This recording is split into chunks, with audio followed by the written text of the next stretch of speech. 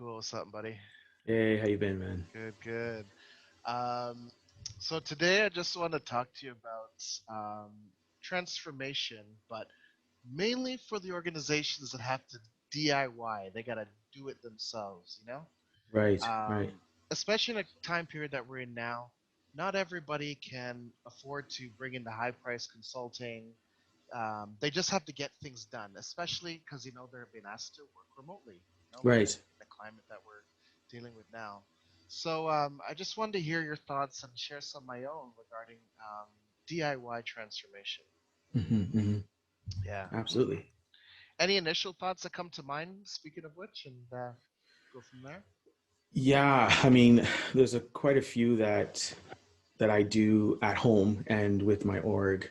I myself, I'm very, very. Um, I love the concept of checklists.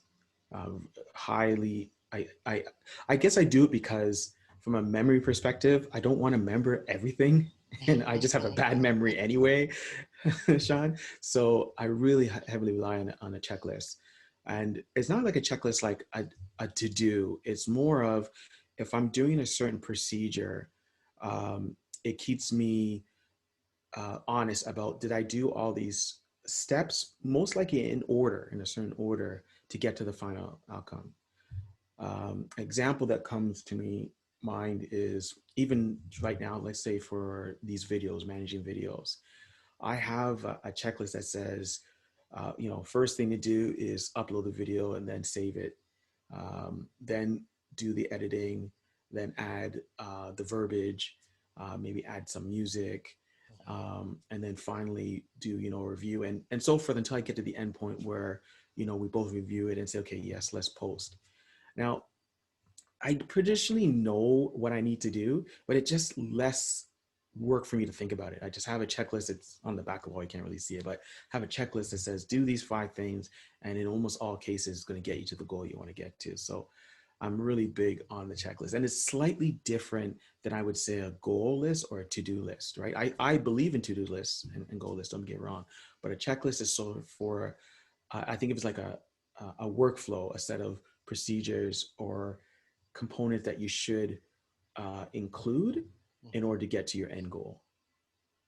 Does that kind of make Absolutely. sense? Oh yeah, no, I I don't know where I'd be personally without checklists. Yeah, I'm staring at my whiteboard here. I live through checklists, and also that sense of accomplishment too. That incremental sense of accomplishment. When Yeah. you're looking at a mountain of activity work you have to do, and just picking through each item just gives that incremental reinforcement needed to keep going, Yeah. especially during the harder days. So, yeah, I live with checklists. I couldn't agree more. Um, One of the things that came to mind for me, and this is probably the least sexy, it's called the 5 S's, and Yeah. I've used this technique for a long time and advocated to many groups that I've worked with.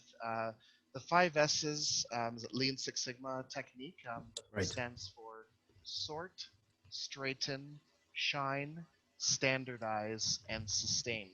Mm-hmm. um, Overall, the ability just to get organized. Where are files located? Where are documents? Where are physical tools located?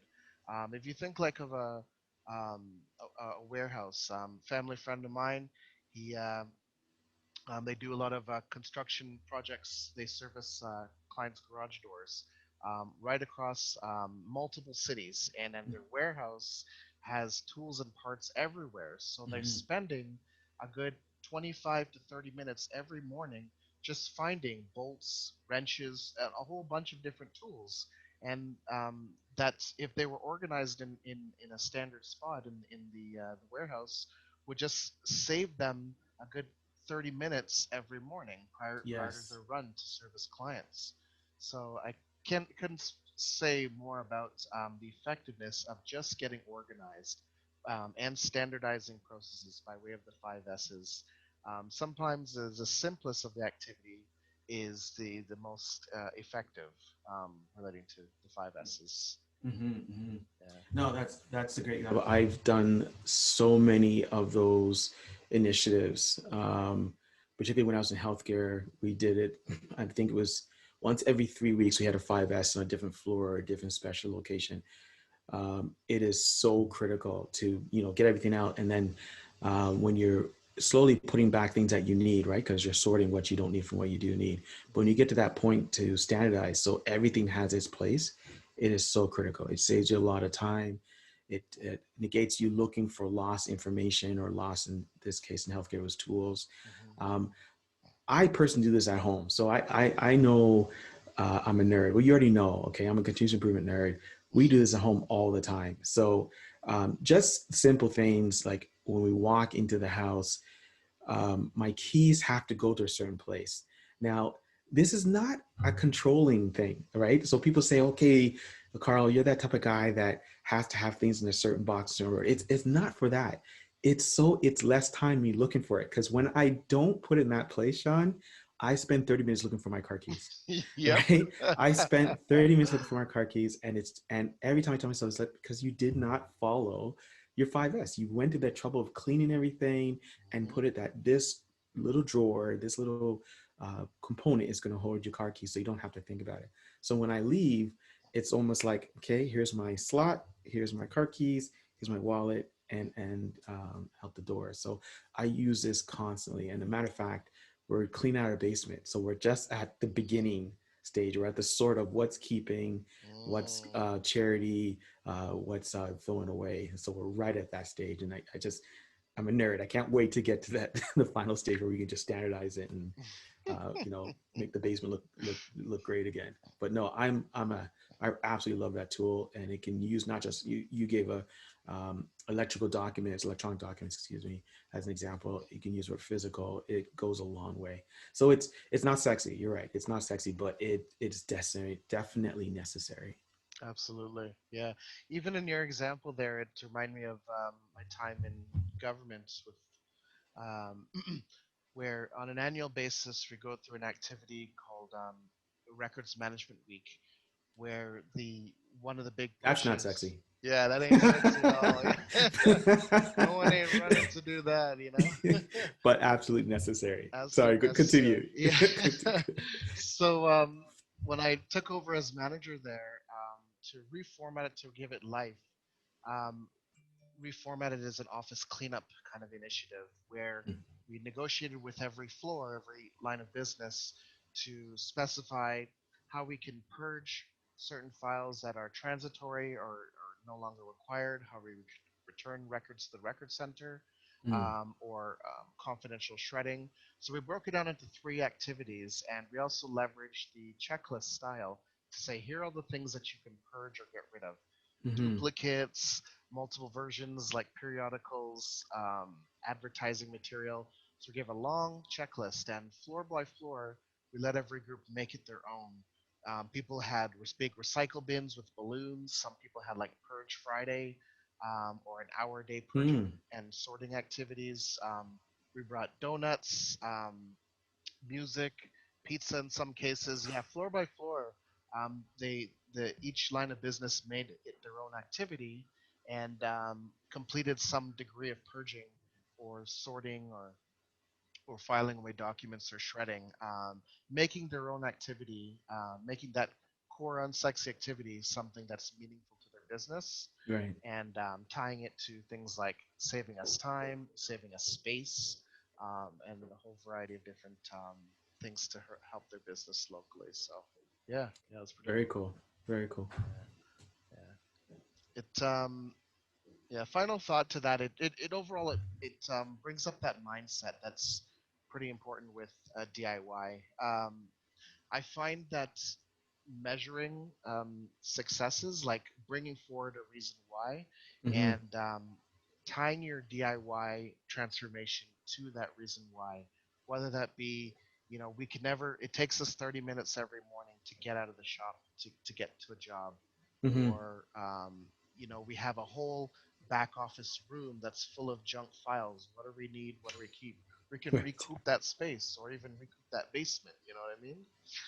Um, so tying it to a strong reason why and then measuring incremental successes Hmm. helps develop and reinforce that DIY mindset and keeps us moving forward. Yeah, I would even add to that that the one aspect of doing this this set of activity of 5S is there is almost immediate realized efficiencies, whether it Cool. is savings in time, so reduce effort trying to locate files, reducing the amount of files, so you know your systems are clogging up because there's too many, or looking for a particular equipment, space. There's so many things, you name it. It's not just practical savings; it's actually realized savings that companies can get soon after doing an exercise like this. So, yeah, Absolutely. well said. Cool, man. Yeah. Some good tips as always. Okay, I got another one. Um, this is sort of more of an analog base, but you can certainly make this digitized. There's plenty of software tools that does this, but I like to use a tool called Kanban. I don't know if Mm. it's Kanban or Kanban. I was taught from Six Sigma to call it Kanban, but sometimes I hear people say Kanban. So I'm sure the comments they're gonna let us know what's the right way. But I've been taught how to say it as Kanban. Okay, Shawn, and for any of the comments out there. So Kanban is very similar to what I was talking about checklist manifesto, except it's certain activities that's progressing over time. So the most common way individuals use is there's a set of activities that maybe say one individual has to complete or a team has to complete, whether it's for a project or personal or so forth. And um, each it's sort of like a you hold a card, like so what you can see on the back of me, I actually have a Kanban board for some activities I have to do. Oh, I And see it. Yeah, yeah. yeah, so each one of those sticky notes is a specific task, right? Mm, So if you want to look at it from a project management perspective, it's a work breakdown structure. It's a particular task that says who's responsible, when it got started, and the status.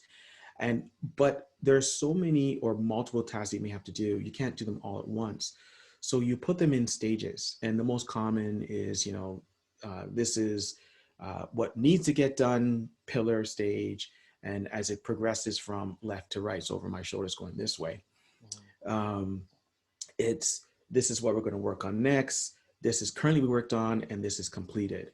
And so people use several titles. Now I've been doing it for so long, I just use my own creative titles. Like sometimes I'll use something like, you know, this needs to get done, don't rest, you're almost done, don't rest, and hey, this should be done yesterday, right? It's mhm, transitioning for activities. So currently I have on the wall right now is um, you know, do one thing at a time, focus on the most important thing um, right now, and start it right now. So that's how I progress. mhm, And the different colors just mean, I probably overcomplicated, but I've done this so many times, I'm used to it. The different colors mean different type of tasks, right? So some are personal, some is for my consultancy, some are for some other activities I'm working on, and then it just transitions from left to right. So it's a really highly effective tool mhm, that helps you capture the tasks that you're trying to do, the several different tasks for you individually or your project team, but you can also use it as it transitions through several phases of its completion. There's a much better way to explain it. I know my 60 lean masters are, you know, slapping me and saying that's a better mhm. worst way to explain it, but I'm just trying to keep it in simple terms. It's a great way to manage project flows or tasks and see how it progresses, and you work at it based on the effectiveness and efficiency of the people that are working on it. So if like for me personally, I try not to work more than three major tasks per day. And so if you have a team of three, if I do that rule, then maybe they're only working on three large ones or maybe nine separate ones.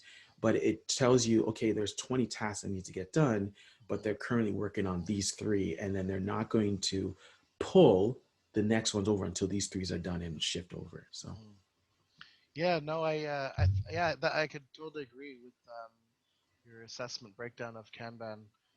Oh yeah, there's that's it. so you call it Kanban, right? Oh Kanban, gosh. yeah. Okay, I want um, people to tell me what the right way. They're gonna let us know. I Kanban or Kanban. I wish I knew. I just yeah, but I find it also a very highly effective tool. I've used it with my team of business analysts, a team I worked on with a group of software developers and quality assurance testers, Hmm. and also with engineers. And in all three scenarios, Kanban has been wildly effective. I guess because it's so easy to learn, um, it makes it quick to pick up, jump right in and go. Right.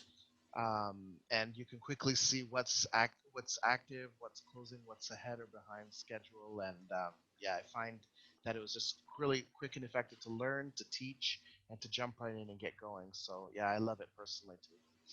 Yeah, and there's a lot of tools out there. I mean, you can do that analog like you see back here, but there's a lot of software that we can mention. Maybe we'll put in a link or something, a couple of examples. Right on. So I gotta run. My little Okay, man's man. waiting for me for a lunch date. So Absolutely.